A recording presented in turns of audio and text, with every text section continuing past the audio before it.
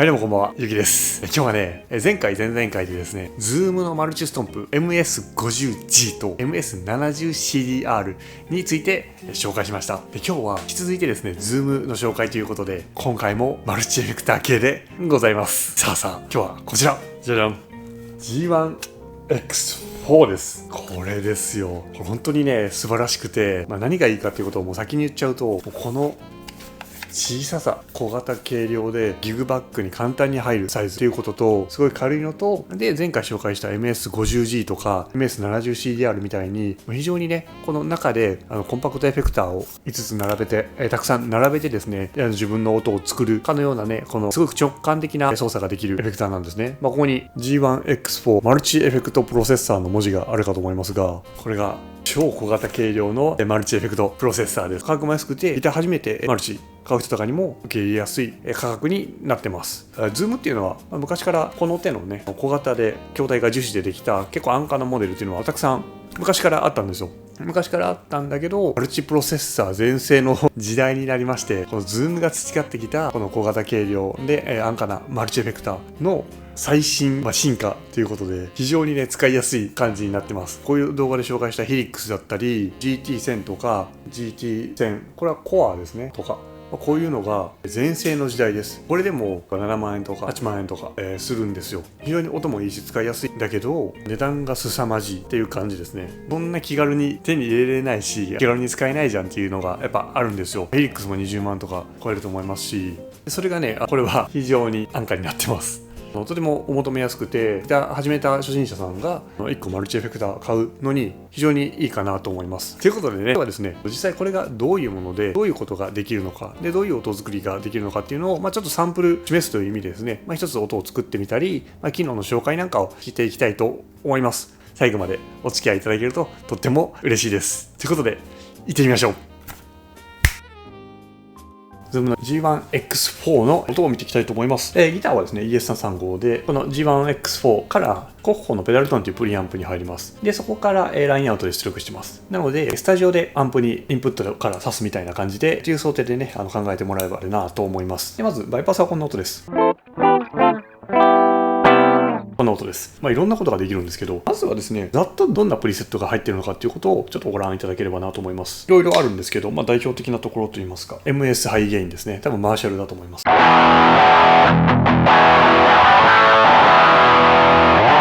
いいですよね。結構使えそうな音かなと思いました。で、これ面白いのは、この、これプリセットの音なんですけど、こうやってここを押すと、どういうエフェクトの音をそれぞれ組み合わせて構成されてるかっていうのはここでわかるので、参考になりますよね。こうやったらマーシャル入ってるけど、マーシャルのキャビタンプが入ってるけど、ここにね、ゴールドドライブ、多分ペンタウロス系だと思うんですけど、それが入ってます。それでこの音を作ってる感じですね。アンプから出た後にですね、ZNR が入って、この ZNR というのは Zoom のリダクションですけど、ここでノイズをカットして、で、プレートリバーブですね、を足してる感じ。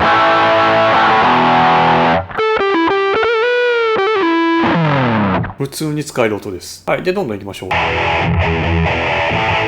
いろいろあるんですよ。これマフ系ですね。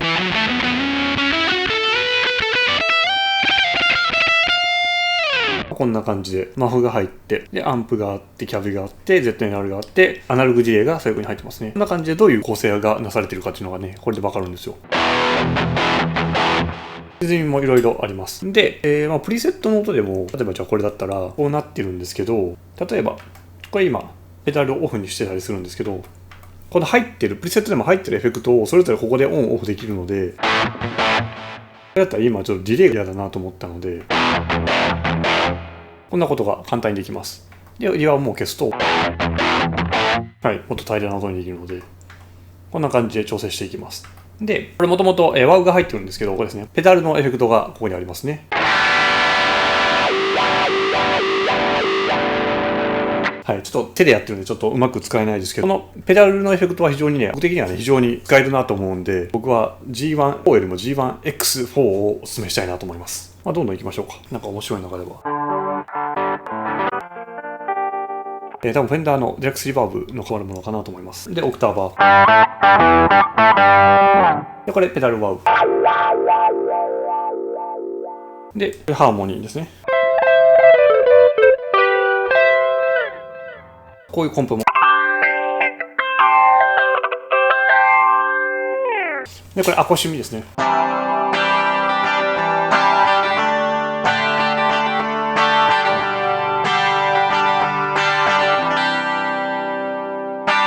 ますね。アコシミが入ってて、でコンポとか入ってますね。で僕これ好きなんですけど、パッドギターですね。スローアタックとかが入ってる感じですね。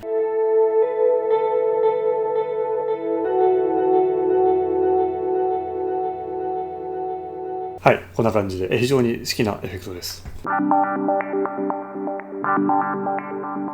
ういうのも入ってたり、これはですね、この動画でもね、話題に上がって楽しかったんですけど、ズームのマルチの特徴にですね、こういう変なやつ、ボンバーとかが入ってるんですよ。で、この動画でゴタイさんがですね、これに歪みですね、マフとかランニングディレイとか入れて、超すごい雷の音とか作ってたんで、ぜひね、興味ある方はね、それ一度見ていただいて、試してみても面白いんじゃないかなと思います。こんな感じでいろいろ入ってます。ではですね、次に音を作っていきたいと思います。早速、自分のだけのエフェクトを作っていきたいと思います。で、このエンプティですね、この50番以降はですね、エンプティになってて、ユーザーが好きに作ってくださいよっていう、もう空の状態のプリセットが用意されているので、ここに入れていきます。これ何も入ってない状態ですね。何もエフェクト入ってないのがご覧いただけるかと思います。でここに入れていきます。Zoom のインターフェースが非常に優れていると思うのはですね、ここにエフェクター入れていくんですけど、ここにですね、1、2、3、4、5ってありますよね。で、ここにコンパクトエフェクターの形があります。これな感じでですね、順番にですね、このコンパクトエフェクターだったり、エフェクターをですね、つないでいくっていう視覚的に非常に見やすいインターフェースになってます。まずアンプを入れたいなと思うんで、どっちに何入れるかちょっとまだ決めてないんで、一旦真ん中ぐらいに入れたいと思います。これ別にね、後で場所変えれるんで、3番に入れていきたいと思います。まずじゃあ、アンプまでいきましょうか。はい、この辺アンプのセクションですね。いろいろ入ってます。MS800、JCM800 ですかね。はい、こんな感じで。では、じゃあどれにしようかな。これフェンダーのツインリバーブですかね。いいですね。これフェンダーベースマン。とってもいいですね。こんな感じでいろいろあるんですよ。これデラックスリバーブですね。デラリバなので多分トレモロが使えるんじゃないですかね。おお、ちゃんとトレモロも入ってます。素晴らしい。でデプスとスピードがあるので、こうやってですね、いいですね。ちゃんとこの辺が入ってるのがありがたい。でこんな感じでいろいろあるんですよ。これハイワットマッチです。でここからキャビですね。なのでじゃあベースマンにしましょうか。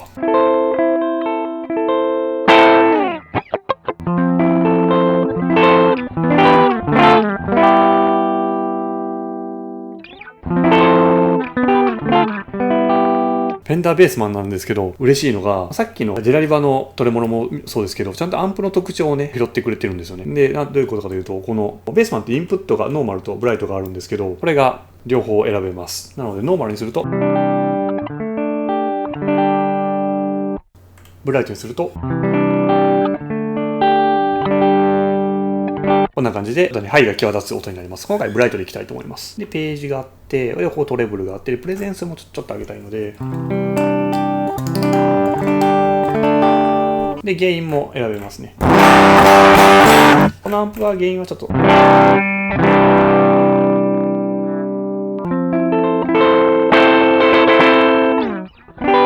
はい、ちょっと下げ目でやりたい。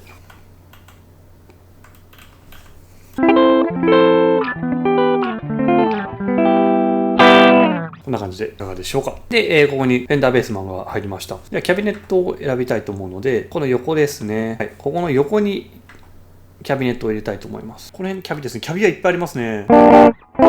今これ入ってるんですけど、じゃあ、ない音はどうなんだって見たいですよね。その時はここを押すと、破線になるので、キャ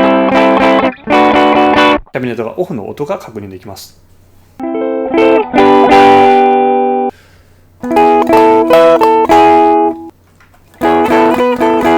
いいですね。フェンダー系がいいなと思いますので、僕はこれがいいな。これにします。で、マイク、キャビネットに立てるマイクとかもこうやってオンオフができるので、オフだったら、これが、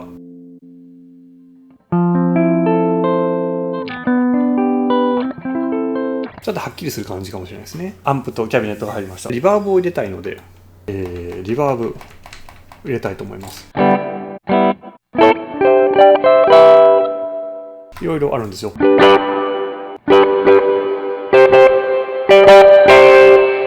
なのでで FD スプリングにします。フェンダーだと思うんですけど、ちょっと弱めにかけたいと思います。で、スプリングらしいハイのペチャッペチャッペチャッってした音がいいんですけど、下げ目にしたいと思います。こんな感じでいきたいと思います。ノイズリダクションを入れたいなと思います。ここに ZNR っていうのがあるので、これを入れたいと思います。どこまでわかるかわかんないですけど、こうサーっていう音がありますね。これを、はい、これでなくなりました。こんな感じでいきたいと思います。じゃあ、あとですね、この真ん中に何か入れたいんですけど、ちょっとどんなエフェクトが全体的にあるのかっていうのも見ながらですね、何か入れたいと思います。この辺まずはボリュームペダルですね。ちょっと音分かりにくくなるんで、ちょっとリバーブ切っておきますね。ワーブですね。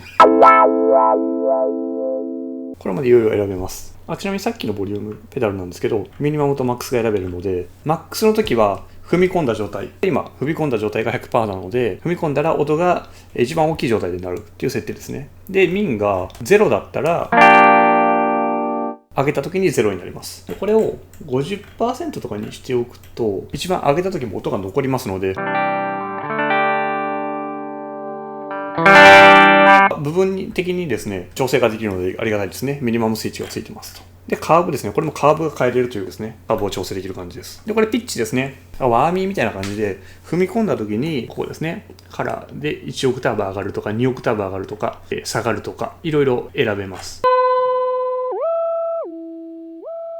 1オクターブがさっきので、2オクターブにすると、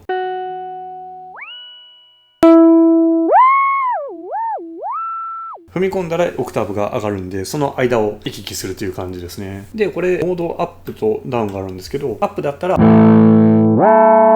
み込んだ時に音程の変化。で、ダウンだったら、上げた時にですね、音程の変化っていう感じで、どっちに変化を持たせるかっていうのが選べます。で、ペダルディレイ。これも、踏み込んだらエフェクトがかかる。っていう感じですね。で、ペダルリバーブ。これも踏み込んだらリバーブがかかる。こんな感じです。非常にね、ペダルのエフェクトが多くてね、すごく使えるなと思って。なのでですね、やっぱり僕はこの G1X4 がね、いいなと思います。このペダルがついてるやつ。もちろんないやつは、G14 に関しては、すごくめちゃくちゃちっちゃいんで、それはそれでめちゃくちゃいいんですけど、ペダルがあったら面白いなって思いましたね。で、あとは、コンプとかありますね。はい、コンプがあったり、で、スローアタック。さっき遊んでたプリセットのやつですね。で、これにディレイとかいろいろ足したり、リバーブとかいろいろ足して、さっきみたいなね、パッドギターみたいな音が作れるので、非常に面白いエフェクトです。オートワウ。で、これ EQ ですね。ここにね、帯域があるので、グライコですね。こんな感じでいじれます。で、ページを変えてやると、次の帯域がいけるので、これも非常に便利なので、よく使うと思います。で、ここから歪みですね。いいですね。TS なんで結構ね、そのミッドによる感じです。ゴールドドライブ。これは多分ケンタ系だと思います。これアコシミですね。さっき遊んでたやつ。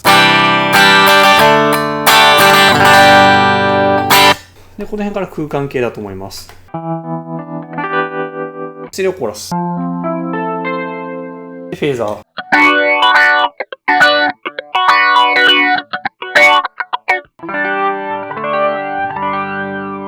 フランジャーですね。で、ビブラート。ビブラートいいですね。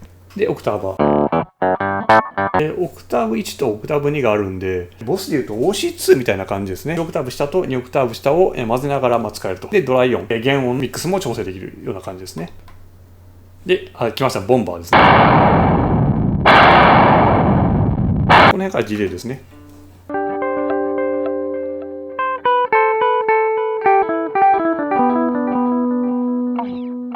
で、これも MS と同じようにですね、トレイルが選べるんで、これがオンだったら、切っても残ると。これがオフだったら、切れるとディレイ音は切れるって感じですね。こんな感じで非常に使いやすいですね。で、アナログディレイ。で、テープエコー。で、リバースディレイ。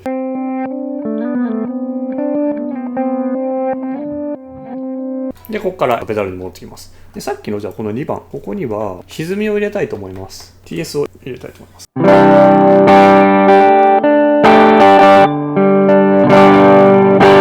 このんな感じでいかがでしょうか。今はですね、ZNR ノイズリアクションが入って、で、歪み JS ドライブが入って、でフェンダーのベースマンのモデリングと、フェンダーのキャビのモデリング、で、スプリングリバーブが最後に入ってます。こん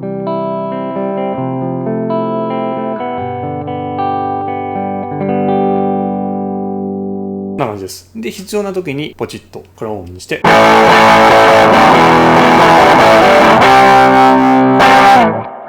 ドライブをオンにして使うみたいな感じでいかがでしょうか。こんな感じでプリセットを作ってみました。で、このセッティングとかでですね、セーブしたりですね、パッチ、これを選んで、ここで名前を変えていきます。エンプティなので、デンプティにしときますね。ダンプティかな。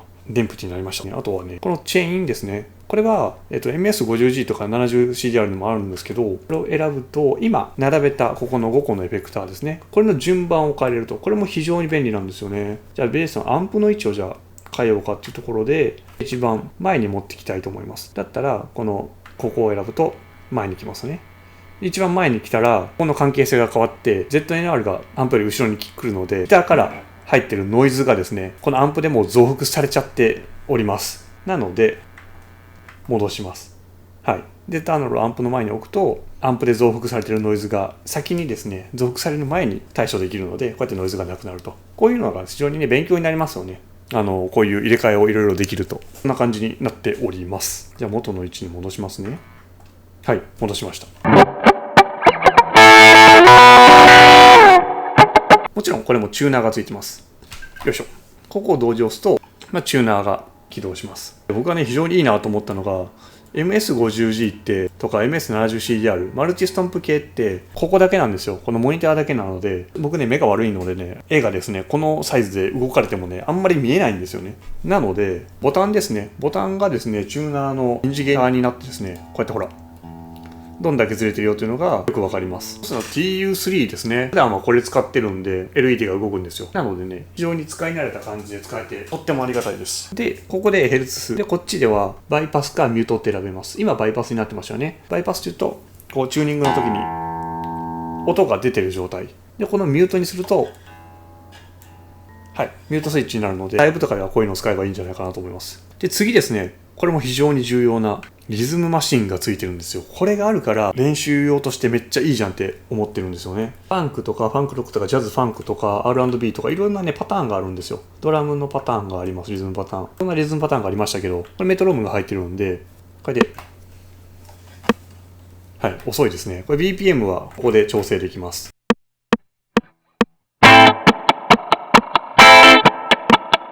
はい、こんな感じでね、練習が非常にやりやすいかと思います。こっちで止めると感じですね。リズムパターンがですね、たくさんこれも入ってるんですよ。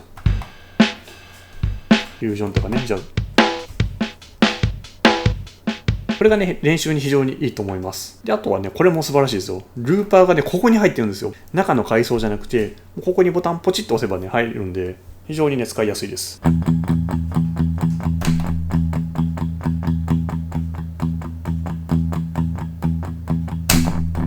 こんな感じでね、ループ作れるので、これに合わせてオーバーダブも。で、もう一回押すと、オーバーダブが始まって、で、また止めると再生が始まりますっていう感じですね。で、止めるときは止めて、で、これを長押しすると、今のがクリアされます。ここにね、出てくるのが非常に分かりやすいですね。こんな感じでね、非常に便利な、Zoom の G1X4 でした。ぜひね、興味ある方は試していただければなと思います。ということで、いかがだったでしょうか。いいですよね、これ。めっちゃね、使いやすくて、非常にね、いいです。G1-4 っていう、このね、このペダルがついてないバージョンもあるんですけど、それなんかで言うと、もうめちゃめちゃ薄くて、めちゃめちゃ軽いです。ちょっと嘘みたいな小ささと軽さですね。で、これがついてたとしても、ちょっと厚みがこれぐらいですね、増えるぐらいなので、全然ギグバックにも入ると思います。これボンって突っ込んでおけばね、非常に便利かなと思います。スタジオの練習だったり、ライブでも使えるのはもちろんですし、あとはレコーディングでも使えますし、特筆して言いたいのはですね、このやっぱりルーパーですね。ルーパーとリズム、ドラムマシンが入ってるということ。これがあると何がいいかっていうと、やっぱりね、練習がとってもしやすいです。で、多分このね、モデルは個人練習、一人で練習するっていうことも、とてもね、考えて作られてると思います。なので、この4つのね、こういうエフェクトのの並べるエフェクトのボタンのセクションにルーパーとリズムっていうのをわざわざここに持ってきてます。ルーパーとかリズム使うのになんか階層たくさん入ってですね、起動させてってなるとやっぱりね、気軽に使えないんで、ここにね、入ってるっていうのは本当に素晴らしいです。めっちゃ使いやすいし、すぐ使えるっていうのがやっぱりいいですね。あとは USB で、給電できるので、モバイルバッテリーなんか持ってたら、電池なくてもモバイルバッテリーで、駆動できます。あとはやっぱりこのね、単3電池で駆動できるっていうのがやっぱすごいありがたいですね。このMS50 とか MS70CR の時もそうだったんですけど、単3電池で駆動できるっていうのが非常に使いやすいです。充電電池を使えば経済的ですし、ライブとか練習とかでその場で電池がなくなっても、すぐに買いに行ける状態だったら新しいものを入れればもう完了するんで、あとはそうですね、ストリートライブなんかにも非常に使いやすいと思います。あとは練習用としてだったり卓上で使う時にできれば配線というかコードはなくしたいんですね。特に電源とかシールドとかは仕方ないですけど、そういう意味では電池が使えるっていうのは非常に大きいです。やっぱり素晴らしいのが、あとはアウトですね。このインプットがあって、これは電源でアウトプットがあるんですけど、このアウトプットにシールドからアンプだったりアンプのリターンだったりに行くんですけど、ここにですねヘッドホンですね、ヘッドホン端子、こういうヘッドホン端子、こういうのがあれば、このシールドを挿すところですね、ここにぶっ刺すとガチャンと挿せば、これで OK です。これでも自分の音が聞こえるので、非常に練習もやりやすいと思います。非常にお手軽だと思います。あとはそうですね、自分が今コピーしている曲だったり、練習に必要な音源だったりリズムパターンっていうのがあるんだったら AUX インがあるので、ここに例えば iPhone からの音源だったりを入れて、ここに聴きながら練習することが非常に簡単にできます。昔ね、僕はアンプのヘッドホンアウトにヘッドホンを入れて、自分のギターの音聞きますよね。で携帯とかからイヤホンありますよね。イヤホンコードのイヤホンつけて、でその上にヘッドホンつけて練習するっていうのを昔よくやってたんですけど、こういうのがあればね、煩わしいこともしなくてもね、音源聞きながら練習するっていうのは非常にやりやすいと思います。練習だったり持ち運びっていう意味では、例えばこれ X5 のワイヤレスなんですけど、こういうのトランスミッターとレシーバー、こういうの2つあるんで、これとこれと、あとはヘッドホン、もしくはイヤホンでもいいです。イヤホンの場合でも、こういうちっちゃなですねステレオケーブルを使う場合だったりは、こういうのにね変換してあげる必要がありますので、そこはねこれだけ持っておけばですね、あとは普段自分が聴いてるイヤホンで練習用に使えます。こういうのがあとして挿してこれで超スッキリです。ケーブルもね1個これで減らせるので、荷物としては非常に少なくなるんじゃないかなと思います。これとこれと、あとはヘッドホンでギグバッグに入れておけば、いつでも演奏だったり練習もできる感じになりますね。で電池が入ってれば、スタジオ入る前の待ちの時間だったりライブの前にちょっとリズム練習しておきたいなとかっていう場合にですね、こういうのが一つギグバッグに入ってると非常に便利です。練習という意味ではね、僕はめちゃくちゃいい機材だなと思います。もちろんね、音作りっていう意味でも、見ていただいたように細かな音作りができて、音もね結構いいので、とても使えるかなと思いました。これがね今1万円ちょっとだと思うんですけど、これがこの値段で手に入るっていうのは、ね、もう非常にね時代が進んで最高だなって思います。ぜひね使っていただくとね非常にね有意義かなと思いますので、ぜひね試してみてください。さっき紹介したケーブルの変換アダプターだったりギターワイヤレスなんかは、この動画の概要欄にですね商品のリンクと一緒にですね貼ってますので、気になる方はぜひそちらチェックしてみてください。今日はこんな感じでですね、Zoom の G1X4 の紹介でした。こんな感じでね、僕の動画ではですね Zoom を連続して紹介してきましたが、エフェクターの紹介だったり、ボスのエフェクターの紹介だったり、ギターの紹介だったり、バンドマンのエフェクターボンドの紹介なんかもねやってますので、ぜひねこの時にチャンネル登録をしていただいてですね、また次の動画でお会いできればとっても嬉しいなと思っております。ということでね、ちょっとだけ次回の紹介といいますか、次回の予告をさせていただきたいなと思います。次回はこちら、じゃじゃん、ボスの VE20、めちゃくちゃね使いやすくていいボーカルエフェクターの紹介をさせていただきたいと思います。ということでね、次回もお楽しみください。ということで本日は Zoom の G1-4X の紹介でした。本日もありがとうございました。また次の動画でお会いしましょう。じゃあね。